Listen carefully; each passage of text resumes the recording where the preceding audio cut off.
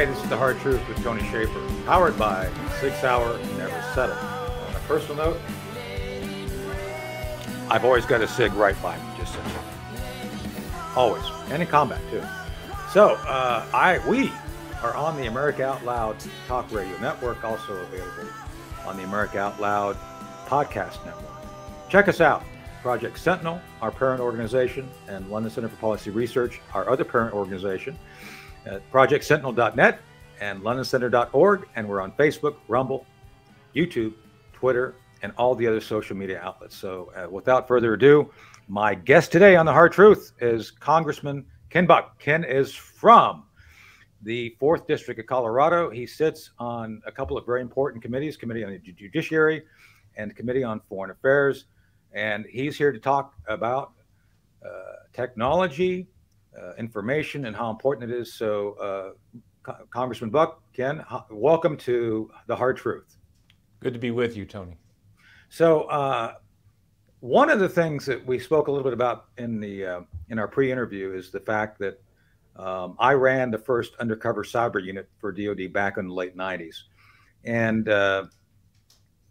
back in the days when I think you were a prosecutor, I don't think any of us understood the potential ramifications of the internet, of digitization. And a lot of us were pioneers in it. We know what's possible. We knew what was possible because we were actually doing things no one knew was possible. Now we know it's possible. And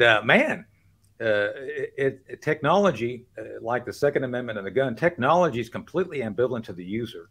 It is not good or bad. It's what the user does with it. So tell us a little bit about Crushed, Big Tech's War on Freedom of Speech, and why you wrote it. And I have some specific questions, but I just want to get your kind of general feel of why you wrote it.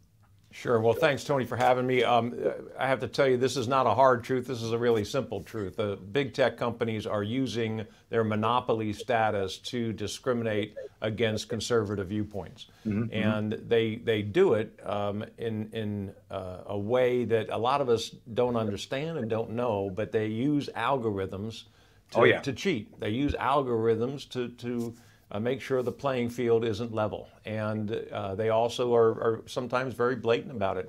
We've seen a lot of the releases from Twitter as a result of Elon Musk buying Twitter and willingly disclosing information. But the fact is that Amazon, Apple, Facebook, Google have monopolies in the marketplace, and they also have monopolies in the marketplace of ideas. Right. And they are using those to promote their woke views. And I saw this for 3.5 years in the Judiciary Committee, Antitrust Subcommittee, and just felt compelled to make sure that Americans knew about this and were aware of the cheating that's going on. Well, to that point, I just have been baffled how we haven't recognized this. And as I mentioned in our pre-interview, and I just let the audience know, I actually advised senior Pentagon members. One of the Pentagon members we advised was Chairman of the Joint Chiefs, Joe Dunford. And several years ago, Ken, when he was chairman, my team and I briefed him on a threat that we saw about, I guess it was about 8 years ago now, time flies, having to do with the fact that every corporation you mentioned, you've listed in your book and others, Google, Facebook, Apple, Twitter, eBay, Amazon, all go about developing a virtual you or me. That is to say, every time we click on something, it's recorded. That is then recorded and massaged by an algorithm. They've been successful in creating virtual you and me. That basically there are whole companies out there who have basically mapped us. They actually have done that for purposes of either commerce, because they want to sell us something. Every time you click on, a type, I love cigars. You click on a cigars, like next thing you know, you get 5 cigars. Oh, how about these over here? Same on Amazon. You click on, I had to buy a new thing for this. Next thing you know, I've got 5 microphone offers. It's all about trying to facilitate commerce. With that said, the same technology that's developed for commerce is now being used to develop as a political tool by the left primarily, although I think everybody does it a little bit, to actually generate a process for manipulating thinking. So as much as anything, have you all thought about how we can work with the American people to give them purchase of their information? Because one of the things that's underlying to the algorithm that's used to manipulate thinking and all that is the fact that they've taken data that a lot of us have given to them freely. I mean, we've signed it over, and I think we didn't understand what we were signing over. But is there any thinking about how we could try to help regain the purchase of people's data so that they are not so susceptible, or at least are aware of the susceptibility to these algorithms which everybody faces? Yeah, and Tony, I can remember back in 2004 hearing stories about how Karl Rove targeted pickup truck drivers in Ohio. Right. He wanted to win Ohio, and pickup truck drivers tend to vote Republican, so he was getting out the pickup truck driver vote. Right. And you know, the same thing happens. You can by what people buy. If I go online to buy, you know, some hunting gear, they know that I am a pro Second Amendment person, or more likely than not a pro Second Amendment person, and they can advertise to me, and they know sort of where my political views are based on a lot of the commerce that I engage in. But you raise a great point. When I go online and I search something, that data file is my property. That's not the property of Google. Now, I sign a contract with Google or you know, other search engines, and in that in that contract, page 23, line 17, it says somewhere that anything that I search for is their property. Right. But if we really want to have a market, and we really believe in free markets in this country, what we would do is each individual would own that data file, and they would be able to transport that data file to any search engine that they wanted to. Ultimately, what happens is, since those search engines can monetize that data, they will pay the owner to get the opportunity to use that. And at the same time, like I don't use Google, I use DuckDuckGo, because I don't want anybody to know what I am searching for. And so we could have our privacy, or we could sell that data and let a company buy it and give us money for it. But that's our property. That's not their property.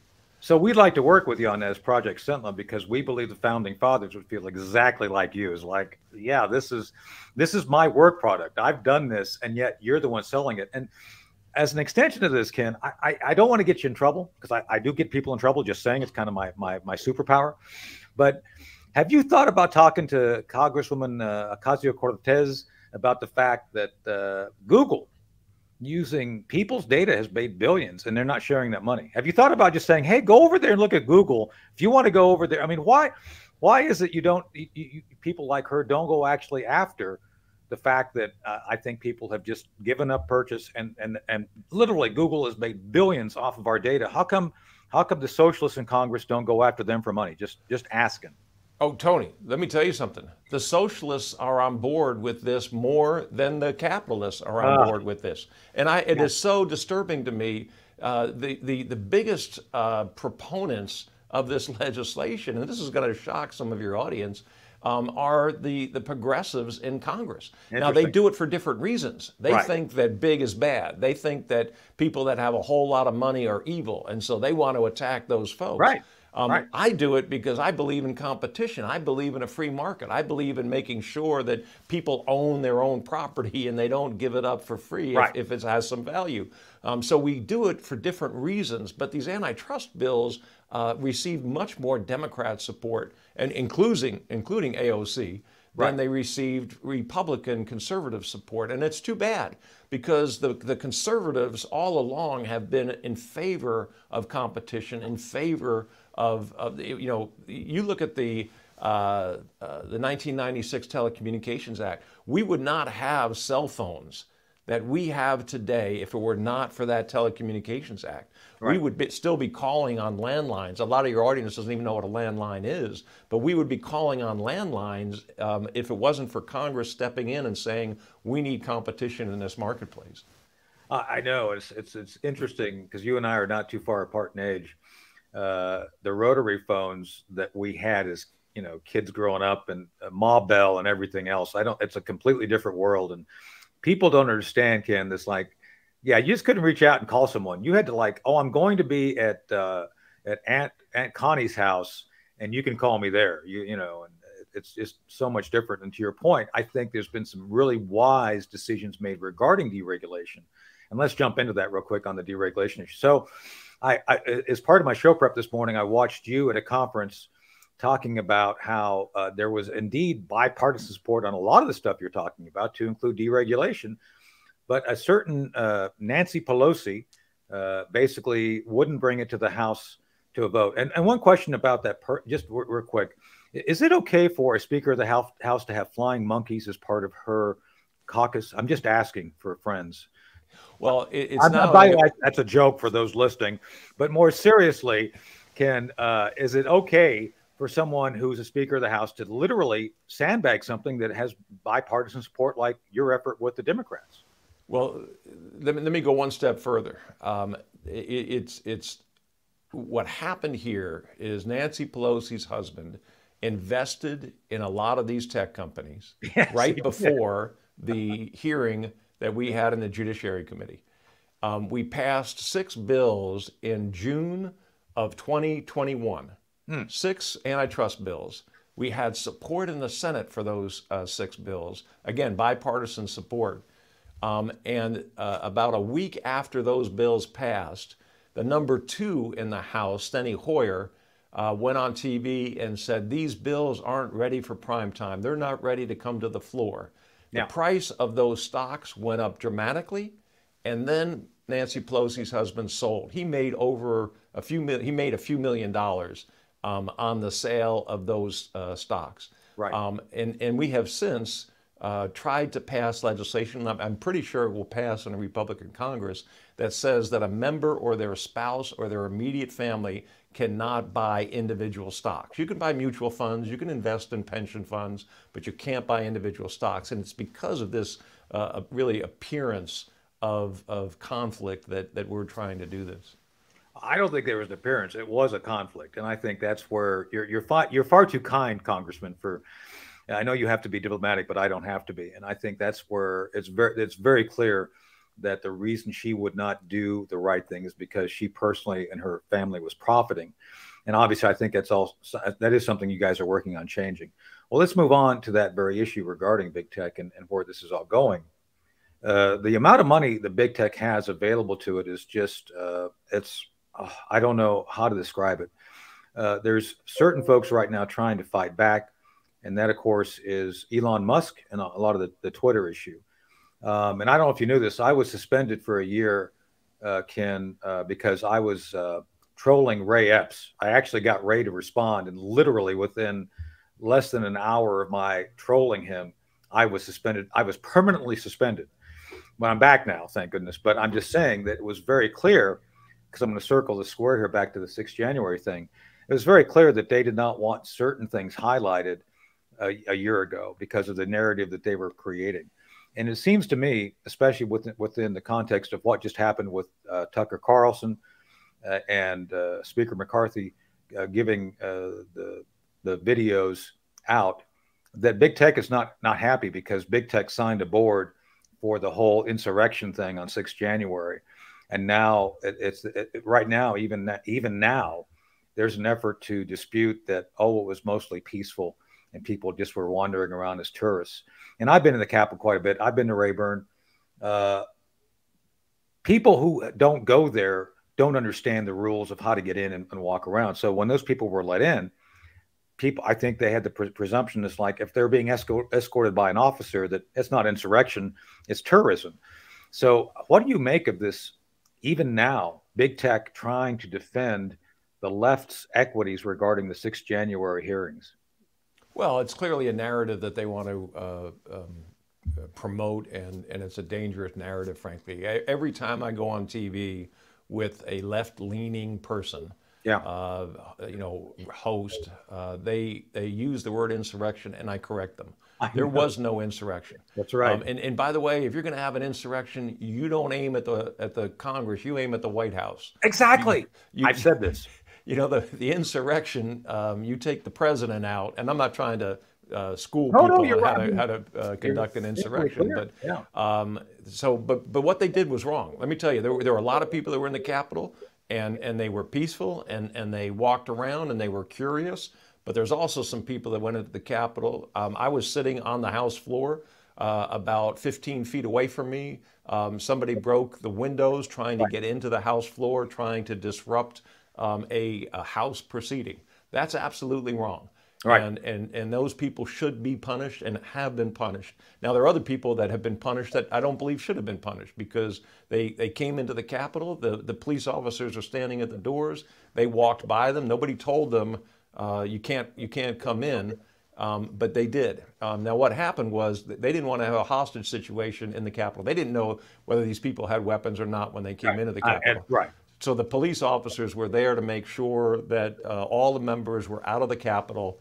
Then they waited for the National Guard and cleared the Capitol. Right. And that, to me, was appropriate. I am not going to comment on the deadly use of force in the case of one person, but I will tell you that for the most part, what the police officers did in the Capitol on that day was absolutely right, and I'm glad that they are there to protect us. Oh yeah, no, I don't dispute that bad things happen. I'm just saying I don't understand why it took so long for a balanced view of what happened to be put out there. Oh, I can answer that question. I can answer that question, Tony. The reason is Speaker Pelosi refused to allow Republicans on the January 6th committee, and we were not able to cross-examine witnesses and get the truth out at that time. And so now the truth is starting, the balanced truth is starting to come out. Well, that's the issue. I mean, look, another area that I was directly personally involved in is the Hunter Biden hard drive. And I know you guys are looking into that now. And let me tell you a little story. Back when those 51 intelligence officers put out their missive, I actually had direct access to JP, to Colonel Ron Scott. I don't know if you knew this. This is some, inside baseball. Colonel Ron Scott and I worked on the Loose Nukes program, trying to stop them from coming here, not to get them, just saying. And he was a honored, highly decorated Air Force colonel from the academy. We worked together, on a lot of sensitive issues. It was he, Ron Scott, who took his nephew, JP, the computer guy. He took the hard drive to the FBI. Nothing happened. They came to me to help get it going. John Solomon started breaking things out. I helped John. I've talked about this publicly, so John and I understand that I can talk about this since I was one of his sources. John Solomon broke a lot of this out, obviously. But when I started trying to talk about this, somehow those 51 intelligence officers who were saying that this was Russian disinformation overwhelmed my voice, having had direct access, me being credible. I've got a retirement thing. Walter Jones retired me. It says I'm a senior intelligence officer, and it's written in the congressional record, so it must be true. But my point is, Ken, I actually was speaking factually based on firsthand information. These knuckleheads got away with saying we think something, which they knew was a lie, and got away with it. How? And yet we're the ones who are publishing misinformation. How is this possible? It's a great example of big tech amplifying in really ways that a lot of us don't understand a certain viewpoint and drowning out other viewpoints. And they do it because when and they changed the algorithm. Google changed the algorithm in 2020 in June, so that if you searched for Donald Trump, you got a series of negative articles on page 1, 2, and 3. If you search for Joe Biden, you got a series of positive articles on page 1, 2, and 3.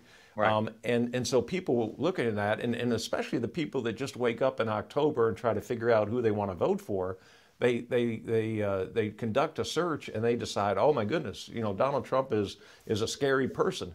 And the same thing, they did the same thing with the Hunter Biden laptop story. They do the same thing with January 6th. And that's why it's so dangerous. We don't mind, Tony, when we have the Washington Post and the New York Times representing a left-leaning point of view, because we have the Wall Street Journal and the New York Post and other papers representing a right-leaning point of view. Right. We don't mind when we have 3 or 4 left-leaning cable news organizations, because we have 3 or 4 right-leaning cable news organizations. The problem is 94% of the people search on Google. And therefore, we don't have competition where people have a variety of viewpoints that they can learn from and make their own decision. And that's where I'm going to go with the last 2 points I want us to walk through. First, there's clearly a lot of outlets which promote a certain perspective. That, I mean, Fox has a perspective, MSNBC has a perspective, and everybody has to accept that. It doesn't make it right or wrong. It's just the way it is. And I know it's hard to find neutral sources. I tried all the time to find reliable neutral sources, but it's tough. So I just read everything. Probably like you, I read everything and try to figure out. Often, what they say from their perspective tells you a great deal of where they're going, which is important, I think. And that's why I don't like the idea. There's no such thing as misinformation. It's just information. But that's where, at one point, I don't know if you knew this, I was the national security advisor to Trump 2020. And during the Democrat run up to the election, when there was a debates, a congresswoman named Tulsi Gabbard was running for president. I think you've heard of her. And Tulsi took some shots at Kamala Harris, Senator Harris, and they were really good shots. I mean, like really good shots. And I don't want to get into it here. We could probably go down that path all the way. But Google then voted with its algorithm to shut down Tulsi's fundraising. And I don't know if you remember this. I actually got on the Hill on Rising, and they asked me this question about what did I think as a Trump representative. I said, it's wrong. I said, I haven't talked to President. I haven't talked to Donald Trump, the president, but I'm sure that he would share my view that that's just wrong. You can't be shutting down candidates of any party. So that tells me, Ken, this is not about conservatives. It's just anybody who threatens the larger construct of the infrastructure that we face. Is that an accurate representation? Absolutely. One of the places I think it was most evident was in the response to COVID. When you looked at the vaccines, when you looked at the masks, anybody who was critical was shut down immediately. We're now learning all kinds of information that is so important and would have been important at the time. Requiring vaccines for kids under 5 years old is absolutely crazy. And doctors now are coming out of the woodwork saying that. Even for K through 12 students, it's crazy. Yeah. And just not being able to have that debate is so un-American. It is so contrary to the First Amendment and to our free speech rights. And you had people, Senator Rand Paul on the floor of actually in a hearing room in the Senate, questioning Dr. Fauci, and that video is taken off because it's dangerous to America. That's the kind of America we don't want to live in, and it's the reason why we need to make sure we take action against big tech and have competition in the marketplace. So the reminder to the audience, we're actually talking to Congressman Ken Buck about his book, Crushed Big Tech's War on Free Speech, and that's the last point I'm going to bring up, which is Section 230. What, if anything, should be done about Section 230, which allows essentially the social media companies to rule with iron impunity about basically being able to control everything, yet they're not technically editors. They're not held accountable for the very thing you just said. In my judgment, Ken, they published all sorts of disinformation regarding COVID because, first off, Anthony Fauci lied, had a study done to say it wasn't from the Wuhan lab, and we find out it was now. They were co-conspirators as far as I'm concerned because they didn't do due diligence and they didn't allow, to your point, everybody to have just basically comment on it. They took a side. So what should we do about 230? What do you plan on doing about 230? And do you think it'll be effective in starting to curtail this runaway big tech monopoly on truth? Very complicated question. We could do 5 shows on this. That's why you're in Congress. That's why we're asking. Basically, what's happened is when the internet was just in its infancy, Congress looked at these companies as bulletin boards.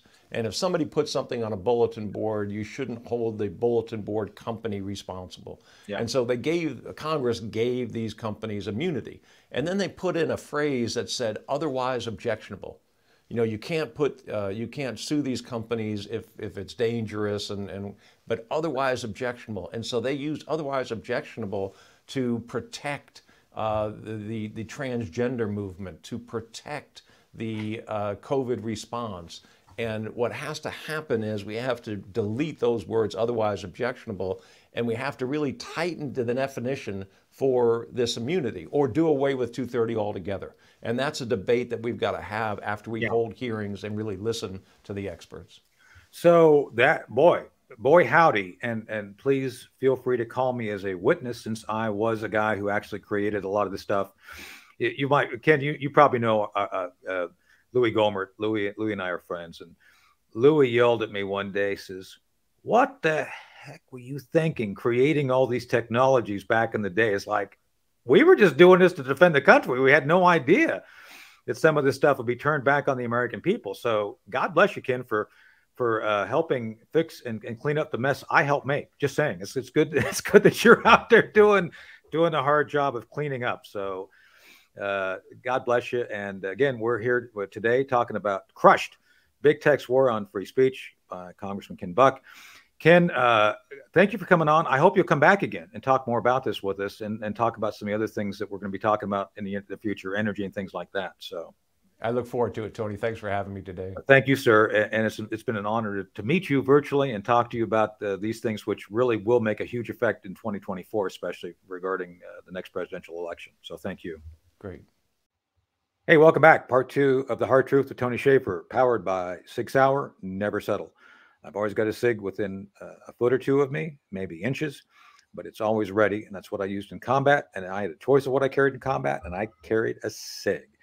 And another shout out, I forgot to mention, Cherie Curry, my friend, is the person who does the great theme that in our bumper music for the show. I'll always appreciate Cherie having given us that as her donation to the show. And we are on the America Out Loud Talk Radio Network, also available on the America Out Loud Podcast Network. Check us out. My team, our team, Project Sentinel and the London Center for Policy Research on Facebook, Twitter, YouTube, Rumble. And of course, our websites, projectsentinel.net or londoncenter.org. That's it. Okay, we just were on with Congressman Ken Buck. Did a great job of discussing his book, Crushed, Big Tech's War on Free Speech, which we've all been victimized by. I think he did a great job of kind of going through it. Chris, what do you think? How did the discussion sound to you, having been kind of both involved and on the periphery of the entire issues? Absolutely. As someone who is who has been algorithmed quite a few times, I believe all of us have. Our Project Sentinel Thought to Action show has been algorithmed a few times. It's amazing what's going on, and the big point that Representative Buck brings out that I found rather interesting was, yes, we don't mind if there are some news outlets that lean left, because, well, first off, we need them around for a few laughs. Okay, that's one thing. That's really important. Secondly, we have competition. We have newspapers. Some lean left, some lean right. There's competition. Social networks, we have some that lean right as well, but they're more open forum than just straight right, unlike some others that are the mainstream ones that kind of lean a little bit too far to the left. The thing is, your search engines, your Googles, your Bings, if people use those, are very left-leaning, and there's no real competition. One might say DuckDuckGo is competition. Well, yes, they don't save your history and they don't follow you around. On the other nose, it's a pretty woke company all around. Yeah. Well, woke is the prevalent flavor, if you will, in corporate America today. I mean, it seems to me, just from a cursory look, you're looking at probably 85% of all companies are woke, and those who are not woke are too afraid to say anything. It seems to me they always kind of hang back. Right. So Elizabeth, what did you think? Yeah, I thought that was a great interview. He had so many good points. The thing about, he had said, most people still do use Google. And it is funny, talking about DuckDuckGo. I know there are other ones out there, but I know every time I had to do research for getting, doing schoolwork online, when I was working in public affairs, you want to do research. And like he was saying, you can look on Google, you can look on DuckDuckGo, you can look at other search engines. And actually, Tony, you were saying that too. It's hard to find anyone who's truly, truly neutral, but you just read everything and you try to use common sense, which a lot of people don't seem to have, but use common sense to try to figure, you dig deeper. And I think that's part of the problem that a lot of, I don't want to say all Americans, but it seems like especially the younger ones, they have they don't seem to even have a desire to really dig deeper and say, maybe what CNN is telling me really isn't true. And they go to Fox News and it's like, well, they say they're conservative, but they're not as conservative as they used to be. And they don't dig deep enough, to really find out what's really true. They just, and also like, especially the younger people, I don't even think they watch TV. Most of their news they get from social media. And unfortunately, once again, almost everything leans left. And a lot of my friends will say, hey, just go Google it. We're talking about anything. Hey, who did this? Who did that? What do you want to find out? Google. And I always tell them, no, don't Google it, DuckDuckGo. And like you said, the company itself is woke, but they don't save your previous searches. They don't save any of your information. And I do like that. So I have to tell people all the time, use something other than Google, DuckDuckGo.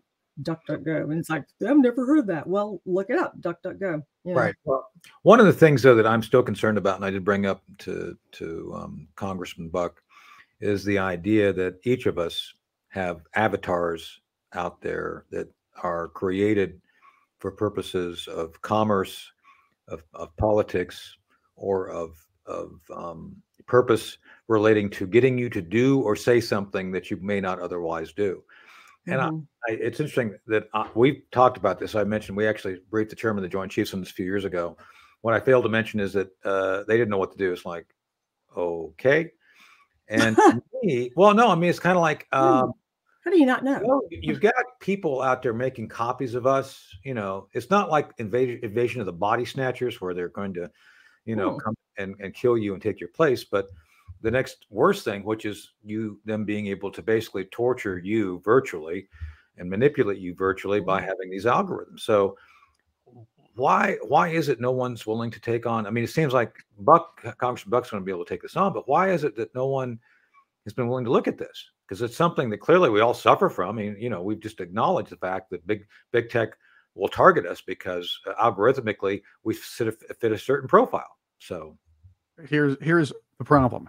We live in a society where a lot of the people who are, and again, I'm not going to say all young people are like this. There are people in my X generation as well who are like this.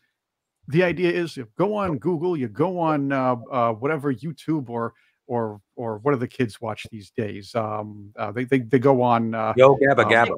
No, they go on Alta Vista TikTok? now. They go on Alta Vista these days, or something like that, right? Or AOL. They check out their news articles that are on the headlines.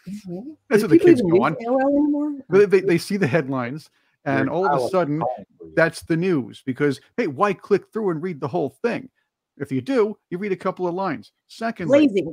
but the other thing is the instant gratification of TikTok or the very short videos, and I do make these for us sometimes, but the fact is, people look at the 30 to 60-second videos and say, wow, that's the news, that's the whole thing, let's move on to something else. They don't want to dig deeper to both of your points. Right.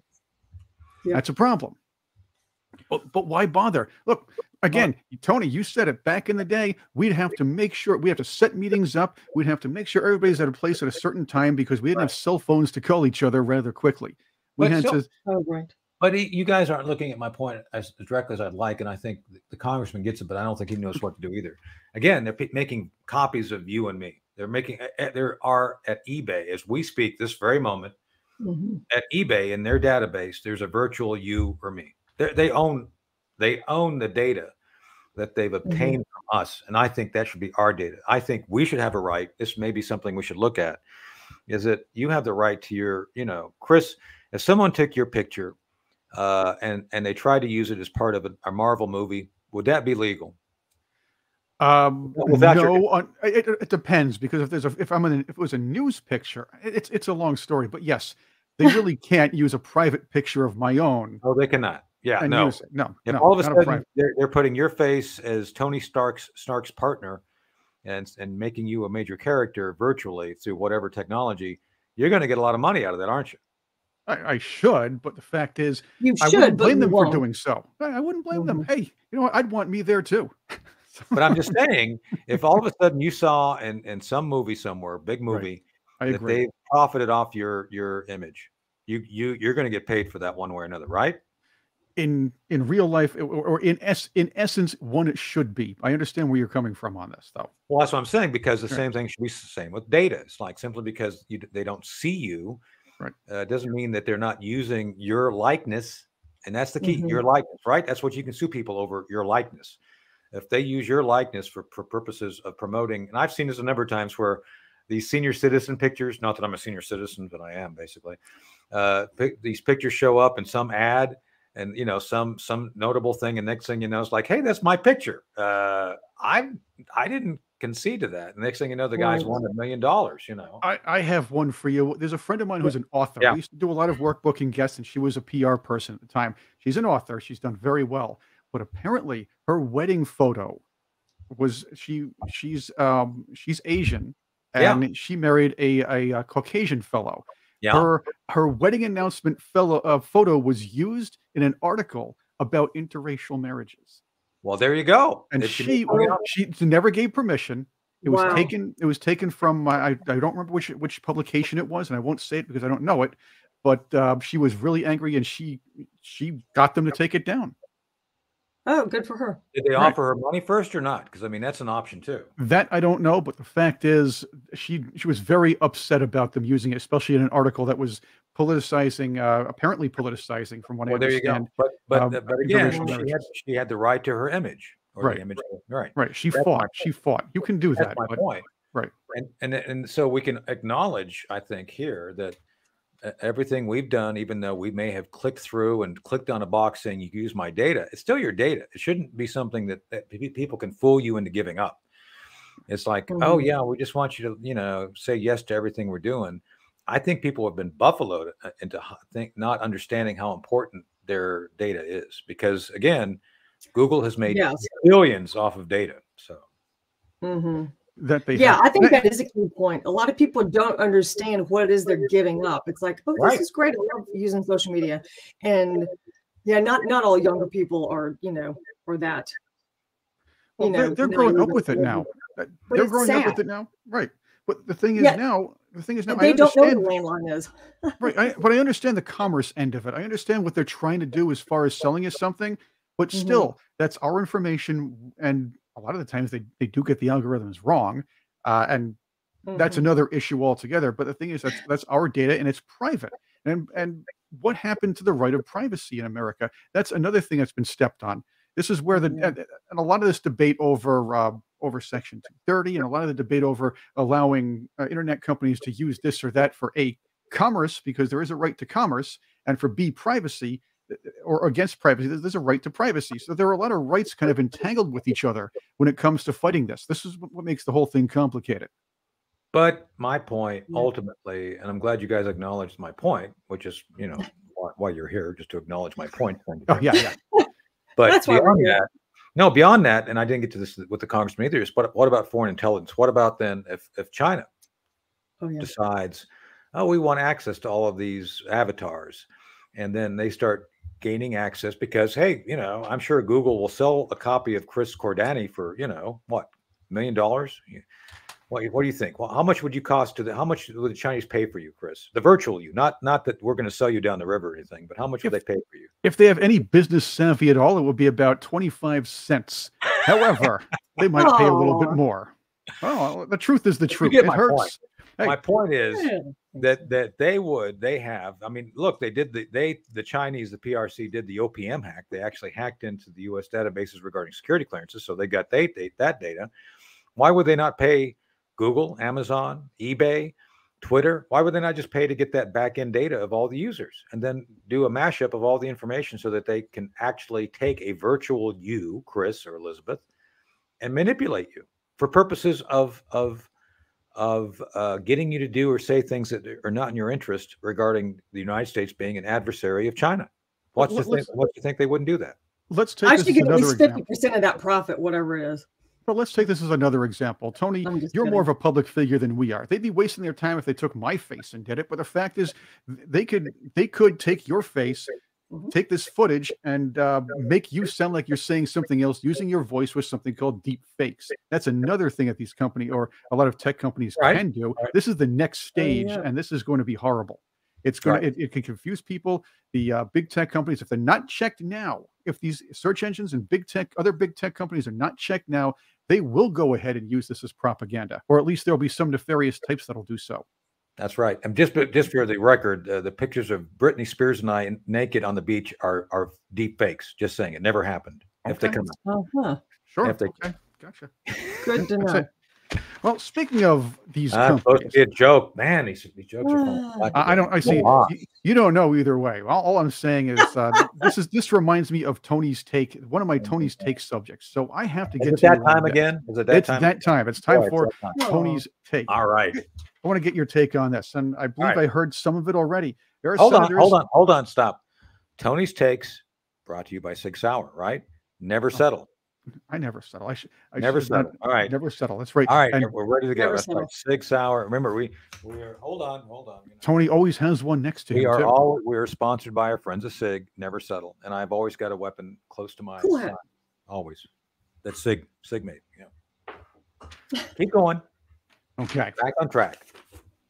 Senators, a bipartisan group of senators, imagine two sides working together, are looking to push forth a bill. Actually, they announced a bill just recently to, I'll use the word ban, but to tackle TikTok and other Chinese or other companies from other tech companies from adversarial nations. Right. Because they can do exactly what you and the congressman were talking about, take our data and use it against us or as for any nefarious reason. Right. So do either of you have TikTok on your phone? No. Good. Because if you did, your phone would be compromised to that company, and in conjunction with being compromised to that country, you'd be compromised to the Chinese government. I know this is inconvenient for people to understand, but any program on your phone has pretty much access to anything else on your phone. So, like I said, that picture of Britney Spears and I on the beach together nude was what it is fake. That would be compromised if it was on my phone, because it's not. Just saying. But I'm saying, I'm being a bit pithy here. But my point is that anything on your phone that touches the program of TikTok is compromised. That includes locations, your priorities, where you go. So that's why I think it's so important for people to understand it's not about just the program. It's about what the program does regarding information on your phone, what it gets, and where that information goes, which is to the Chinese Communist Party, the CCP. That's what the deal is. So that's my take, is that there's clear reason. If you've come this far into the broadcast and you accept the premise of what we've talked about in part one with the congressman and what we're talking about now, that's what we're talking about regarding TikTok. TikTok is a tool of the Chinese Communist Party for purposes of downloading and maintaining essentially global surveillance on anybody who has a TikTok program, and they get a lot out of that. So it's something clearly we should. And probably to make fun of us because of what some of our Americans put on that sort of thing and what they watch. But we'll get that another day. I'm sure they have intelligence officers watching, and like their eyes are just like this, like 24/7. It's like, I can't believe what I'm seeing. So they're thinking one more generation, this should be very easy. That's what they're thinking right now. That's probably what they're thinking. Yeah, you're right. Yeah. Suckers. Tony's take. Let's go to this one. Here's a survey. A survey out of, now again, I don't trust these most of the time, but survey out of UC Berkeley. But this is important because it's saying that 86% of Democrats in that particular survey, and again, they'll enter a UC Berkeley's survey. Right. They say that gun control, and again, likely extreme gun control. I'm not going to put words in there, but they say gun control is more important than protecting the Second Amendment. Tony's take on that? Well, I mean, if you're a communist, of course it's more important, because you don't want people to start shooting at you when you start taking and turning off their power and denying them food. I mean, yeah, it's more important if you're a commissar who doesn't want to have his life cut short because people are unhappy with your suppressing and taking their rights. And I think that's the thing too. And I didn't get to it because we only had so much time, but Congressman Buck has also been doing a pretty good job in the war on woke. And he talks about some of the things he's, the fact that the 1816 program, what is the 1619. 1619 project. Right. It's all retooled Marxism. It's all Marxism. Exactly. Yeah, you're right. And so, I hope our audience understands that most people who are listening to this probably already get it. When you hear woke, think Marxism. Woke Marxism. It's the same thing. And all it is retooled for the next generation, trying to take things out of context and history, trying to make everybody who was part of our history, our founding fathers, to be bad and the country to be evil. And it's just not so. I think there's been more good. Every country has bad events. The United States, I'm critical of the United States. Anybody who watched my interview yesterday with Andrew Napolitano understands my criticism of the current leadership, and I think it's valid. But point being is that I think the United States has done far more good in the world than bad. And one of the things that's permitted us to do that is the Second Amendment, which keeps us fundamentally able to defend ourselves. And that means both at the individual level on the street and the collective level against the government or tyranny. So I think, that's my take on that. Okay, that's a good one. I will tell you that.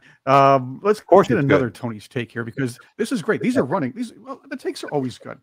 I just had to waste time I had to like kind of use time to pick up my piece of paper that I dropped on the floor.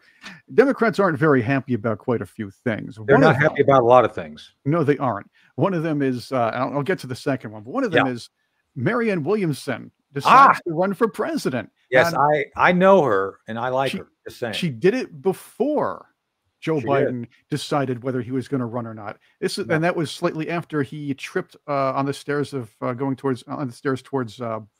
the stairs of Air Force One once again. By the way, different story for different day. But the fact is, she comes out. She had her words about the Democrats in 2020. She comes out her speech was very emotional and angry, actually. So I think not only did she make this happen purposely to get attention, but she did take a few notes from her colleagues in the Democrat Party to appeal to potential voters' emotions. What's your take? And is there a question? Oh. This is Tony's take. So what's your take? Normally it's like, can you phrase it in a question, please? Like, what's that show? Who is Marianne Williamson? Who's Marianne Williamson? That's perfect. That's what a lot of people ask. I know. I look. Full disclosure, I like her. I've met her, not for a long time, but back in the '90s, about 93, and she's always had a very positive message. She's kind of a new age guru, which a lot of folks on the Christian right don't like. It's like, look, if you believe in God and you have a path to God, you should be happy with that. Anyway, she did a book called Return to Love, which I thought was very good. It sold a lot. She does a lot of spiritual things still. So I think that's where she's coming from. I can't speak for her, but I just having known about her, and I watched with great interest, Chris, because that her initial run for president was fabulous, because she was such an odd duck. And this otherwise group of horrible, evil people. I mean, just look, come on, Kamala Harris. I thought she was a joke candidate, to be honest with you. Not Marianne Williamson. I thought Kamala Harris was a joke candidate. If Satan had like a family, that the Democrat candidates for president would have been that family, except for Marianne. And so I'm kind of gratified to see her back doing stuff. And some of her messages make perfect sense. But what's interesting. And I encourage people to go listen to what she said. Chris, most of her anger is against the Democrat Party. Just saying. Exactly, it's fun. But she was pretty angry. She was pretty angry. It looks like she was appealing to emotions again. This is going to be rather interesting. Another thing that really rankled people's feathers, not only the Democrats but Mitch McConnell, the release of the footage. And I know we have a few moments. Let's get your take on the release of the footage from January 6th and the way it was covered by Fox News. And it was covered by other media outlets afterward as well.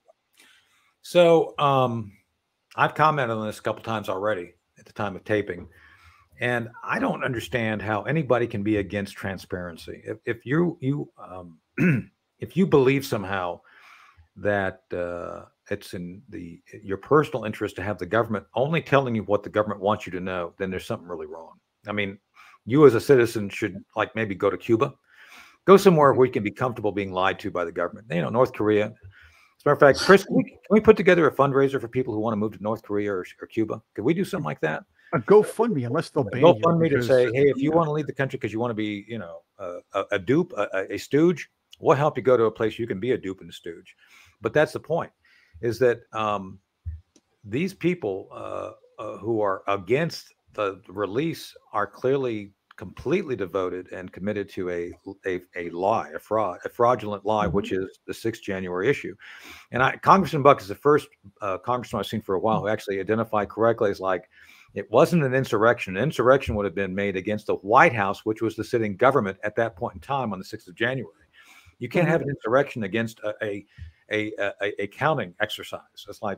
It's like saying, oh, we raided a bingo parlor because they were about to make laws relating to the city and what the city wanted to do regarding garbage pickup. It's like, no, that's you know, they may be talking about it as part as they play bingo, but they're not making policy. And that's the same thing here. It's very clear that this was not anything to do with honest and direct accounting relating to the government. And I think that's what we have to be very clear on at this point, is that anybody who's against that is, as I said, a Soviet. I've said this before, and so they're trying to cover up Soviet level wrongdoing, where the state, the media, big tech, and the Democrat Party all come together to try to force the American people to believe something that is patently untrue. So that's my take on that. That brings us full circle, because it again brings up your conversation with Congressman Buck. And if anybody who's listening hasn't heard it yet, check it out on the Malcolm Out Loud podcast network if you haven't heard it already on the radio show. That's right. So the America Out Loud podcast network. Are we done? Is this another wrap, Chris? Are we almost done here? It is, in fact, another wrap. Wow. And it went so fast. And I really mean, for us, it went super fast. I mean, this was like... it usually does. It does. That was fun. Yeah. It was. All right. Well, again, thank you for the vivacious Chris Cordani being here today to help guide us, the effervescent Elizabeth Brankenkamp here to help guide us through. And thanks to Congressman Ken Buck. Ken is a good stand-up guy, understands, has a great grasp of the issues. I appreciate the conversation regarding his book, Crushed, Big Tech's War on Free Speech. And obviously, we are sponsored by our friends at Sig Sauer. We are powered by Sig Sauer. Never settle. I've had a choice of what I carry in combat. I've always carried SIGs. I use them today. You cannot get a better weapon than Sig Sauer. So, and we are on the America Out Loud Talk Radio Network. Also available on also available on the America Out Loud Podcast Network. Check us out. Check us out, all of us, our team. ProjectSentinel.net, LondonCenter.org, and of course we're on Facebook, Twitter, YouTube, Rumble, and all the other social media sites which hopefully aren't manipulated algorithmically by the bad guys. Right. Anyway, that's it for today. Thank you for being on, joining us on The Hard Truth. Tony Shaffer, and we'll see you again real soon. I woke up in a derelict delirium to a stranger's kiss and a broken opinion. With all my friends in a